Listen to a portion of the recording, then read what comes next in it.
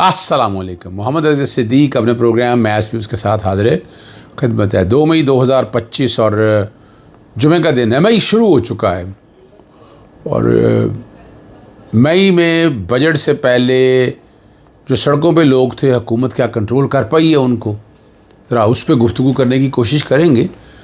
मोहसिन नकवी की सेनेट की सीट शायद जाने वाली है और क्या होता है 9 मई के केस में अब ज़मानतें हो रही हैं। अब इमरान खान की ज़मानतें भी विदहेल्ड करना बड़ा मुश्किल और नामुमकिन है। और फौजी अदालतों का तस्करा क्यों हुआ? जुडिशल ट्राइब्यूनल और जजेस, क्या कोई जजेस निकाले जा रहे? और इलेक्शन धांधली खुलने वाला है। अगर ये आईनी बेंच का चक्कर ना होता तो बहुत सी चीज़ें सामने आ जानी थी।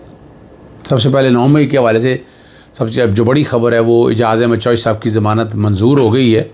अब देखना ये है कि कहीं और केसों में गिरफ्तारी ना डाल दें, जैसे आम तौर पर ये चलता रहता है।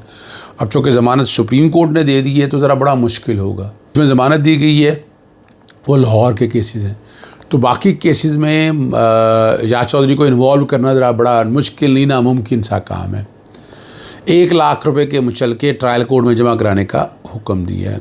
और दौरान समाज जो बड़ी मज़ेदार बात है ना, स्पेशल प्रोसिक्यूटर ने कहा कि एजाज़ चौधरी साहब ने ना लोगों को उकसाया और साजिश का भी हिस्सा थे।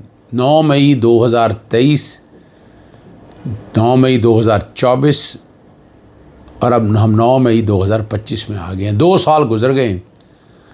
इसमें बताने की बात है कि अब यही जस्टिस नईम अफ़गान ने रिमार्क्स दिए कि एजाज़ चौधरी के ख़िलाफ़ इतना ही मजबूत केस है तो फौजी अदालत में ले जाते। अब ये बात जो कही है इसका जूम आनी है।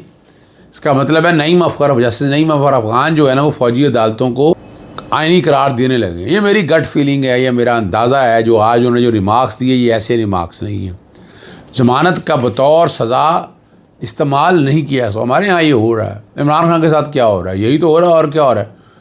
और इसी तरह 9 मई के मुकदमे में हाफ़िज़ फ़रहद अब्बास की भी ज़मानत क़ब्ल अज़ गिरफ़्तारी मंजूर कर ली। लतीफ़ खोसा पेश हुए और उन्होंने कहा कि शरीक मुलज़िम इम्तियाज़ शेख की ज़मानत मंजूर हो चुकी हुई है क़ब्ल अज़ गिरफ़्तारी। और स्पेशल प्रोसिक्यूटर ने कहा हाफ़िज़ फ़रहद अब्बास पर 9 मई की साजिश का इल्ज़ाम है। जो इसमें जस्टिस हाशिम काकड़ ने कहा भाई ये सारा कुछ और साथ ये भी उन्होंने कहा कि ट्रायल कोर्ट मफरूर करार दे चुकी है। उन्होंने कहा ये तो सारा मामला वो देख लेगी। इम्तियाज़ शेख का भी तो केस यही था और ये अगर मफरूर हैं तो ये ट्रायल कोर्ट ने देखना। तफ्तीश जो है मुकम्मल हो चुकी है, चालान जमा हो चुका है, अब रोकी नहीं जा सकती हम।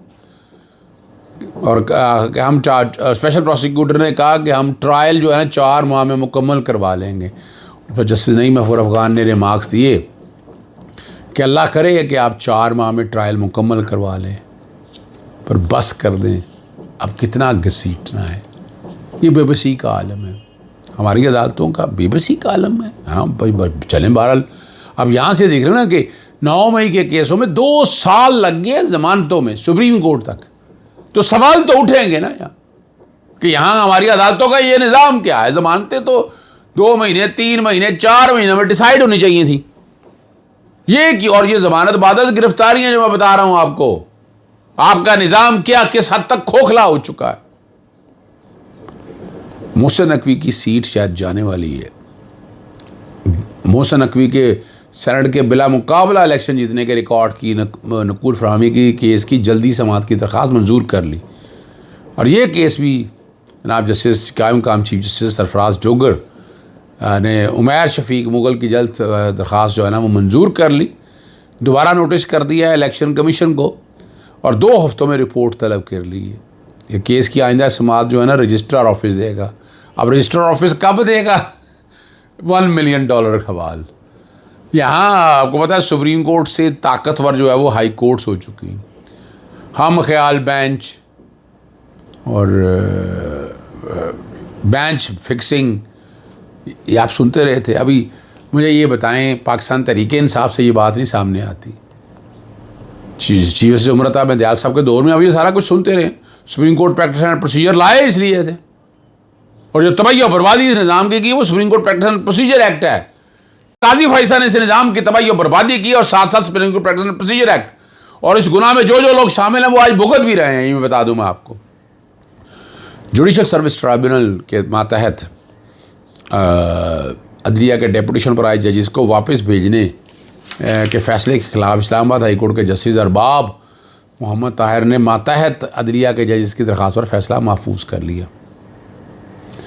जस्टिस बाबर सत्तार, जस्टिस तारक महमूद जहांगीरी और जस्टिस सरदार एजाज खान मुश्तमिल ट्राइब्यूनल ने फैसला दिया था और जुडिशल सर्विस ट्राइब्यूनल के मुतहर अदालत के डेपुटेशन पर आए जजेस को वापस भेजने के फैसले के खिलाफ जो है केस में फ़रीक़न के दलाइल मुकम्मल हो चुके हैं।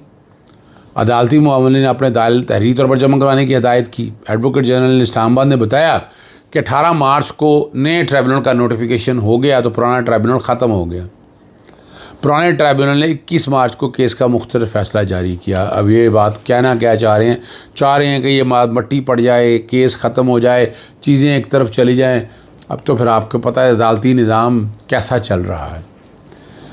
इमरान खान साहब की जो इलेक्शन धांधली के लिए मुबैना धांधली के वाले दरख्वास्तें समाअत के लिए मंजूर हो गई, इस पर ना कोई एतराज़ रजिस्ट्रार ऑफिस का है, मैंने भी दायर की थी। और वो दरख्वास्तें जो है ना वो अब बुनियादी तौर के ऊपर तो रजिस्ट्रार के ऑफिस का एतराज़ के हवाले से बात है। अब एतराज़ात दूर कर दिए इमरान खान साहब के अलावा मेरी दरख्वास्त भी लगानी चाहिए ना जी। रजिस्ट्रार ऑफिस ने जो एतराज़ात किए थे ना वो दूर कर दिए और इसकी समाअत गैर महीना मुद्दत के लिए जस्टिस अमीनुद्दीन साहब ने आइनी बेंच के तौर पर इस केस की समाअत की। और यहाँ कुछ भी हो सकता है, क्या हालात हो सकते हैं तो कुछ भी तो किया जा सकता है। कोई हालात भी ऐसे एनीबडी कैन हैपन। यहाँ तो यही हालात है। अब अमेरिकी सदर डोनाल्ड ट्रंप ने ख़बरदार किया है कि जो मुल्क भी ईरान से तेल ख़रीदेगा वो अमेरिका के साथ किसी का कारोबार नहीं कर सकता। ये बड़ी बात है। और एक बयान में अमेरिकी सदर डोनाल्ड ट्रंप ने कहा कि जो मुल्क या फ़र्द भी तेल या पेट्रोकेमिकल ईरान से ख़रीदेगा पाबंदियों का सामना करना पड़ेगा। लगता है पाकिस्तान से स्मगलिंग अब ख़त्म होने वाली है और कोई लेना देन करने नहीं होगा। ईरानी तेल और पेट्रोकेमिकल की तमाम ख़रीदारी बंद हो। बदमाश होता तो ऐसा होता ना, अमरीकी बदमाश ऐसे है ना जी, जो कहें कत या पांचा ऐसी की तैसी, कोई बोल के तो दिखाए। माशी हालत जो IMF का जो शहबाज शरीफ ने कहा था वो झूठ बोला। शहबाज शरीफ और नवाज शरीफ वाहिद वज़ीर आज़म है जो IMF के 4 प्रोग्राम 3 सालों में लिए। बड़ी बातें कर रहे हैं ना IMF के हवाले से। ये ले IMF कशकोल लिए फिर रहे हो, bagger not the chooser. Shahbaz शरीफ साहब जब ये PDM की हुकूमत में आए तो पाकिस्तान का कर्जा 43,500 था, कितना हो गया? 72,000 अरब डॉलर पे चला गया है। यहाँ से आप अंदाज़ा लगा लें। अगर उन्होंने मंसूबे कर्जे लेकर पूरे करने हैं तो ये वहाँ पर एहसान करें और मंसूबे ना लेकर। एक और हमारे दोस्त हैं राज, उन्होंने नवाज शरीफ और शुजात दोनों में कोई फ़र्क नज़र नहीं आया, कमाल कर दिया उन्होंने। जमहूरियत ज़मीन फेंक के रख दी है, चेहरे दिखा दिए। उन्होंने कहा नवाज शरीफ और डील कर ली, भाई वज़ीर आज़म बन जाए, बेटी वज़ीर आला बन जाए। नवाज शरीफ और लीडर नहीं बल्कि वो बाप है जिसका ख्वाब अपनी बेटी का मुस्तकबिल अच्छा करना है। अब इतनी छोटी सोच को आप घर से निकलने को तैयार नहीं, मगर ये कोशिश में थे कि इमरान खान की सियासत ख़त्म हो जाए और वो आपके गले पड़ चुकी है। और माजी के बरक्स जो है ना, पिछले 3 सालों से किसी भी मामूली सहाफ़ी को पुरकश इजमरात और नौकरियों से नवाजने का वाहिद मेयार जो है इमरान खान को गाली देता है। तशाम तराजी और किरदार कशी। जिस शख्स ने इमरान खान के ऊपर गंद उछाला, किरदार कशी जितनी ज़्यादा की, मुर्तबे इमरात और दर्जात बुलंद हुए चले गए। और दौरान जंग भी कुछ अफराद का एहतमाल है कि अगर उन्होंने अपनी नौकरी के वाहिद मेयार इमरान खान पर तबर्रा भेजने से ज़रा तवक्कुफ़ किया, लापरवाही हुई, तो शायद नौकरी ही ना चली जाए। भारत ने यूट्यूब चैनल जो हैं इमरान रियाज, शाबिर शाकर, सदीक शान वगैरह, इनके इंडिया में बंद कर दिए, पाबंदी लगा दी। अब सारा उन्होंने सवाल किया था कि भारत ने पाबंदी क्यों नहीं लगाई। बहरहाल आपको याद होगा अब सारा आलम तो सहाफ़त छोड़ चुके थे, लेकिन अब फिर वो जहाँ कहीं हैं और आपके सामने बातें वो बड़ी कर देते। अब आखिरी बात जो है नजम सेठिया की इन बात में वज़न है कि इस्टेब्लिशमेंट ने अपना कंट्रोल और मजबूत कर लिया। नदीम अंजम रिटायरमेंट के बाद शहबाज शरीफ के नेशनल सिक्योरिटी एडवाइज़र बनना चाहते थे, लेकिन उनकी सिफारिश नहीं सुनी गई। फौजियों ने सोचा यही है कि पहले भी सब कुछ हम ही चला रहे थे, अब ISI चीफ को नेशनल सिक्योरिटी एडवाइज़र बना दिया गया ताकि सब कुछ अपने बंदों के पास ही, उन्हीं के पास रहे ना।